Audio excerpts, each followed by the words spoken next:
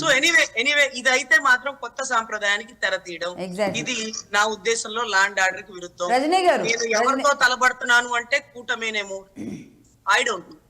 కానీ తప్పు చేస్తే కూటమైనా, నా అన్న అయినా, రాష్ట్ర ముఖ్యమంత్రి గారైనా, ఎవరైనా అంతే. ఇప్పుడు ఇది తప్పు జరిగింది, మీరు ముగ్గురులో ఎవరు బయటకు వచ్చి ఎందుకు స్టేట్మెంట్ చెప్పట్లా?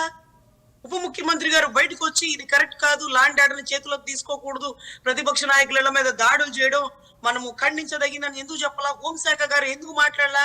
గౌరవ్ చంద్రబాబు నాయుడు గారు వాళ్ళ కార్యకర్తలు ఎందుకు సంభాళించట్లా?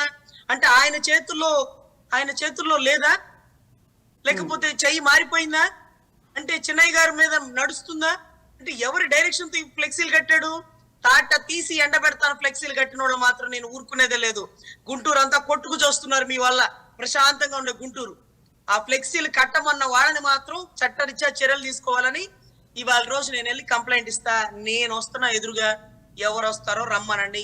తప్పు ఎవరు చేసినా తప్పే, లాండ్ ఆర్డర్ విధ్వంసం జరుగుతుంది.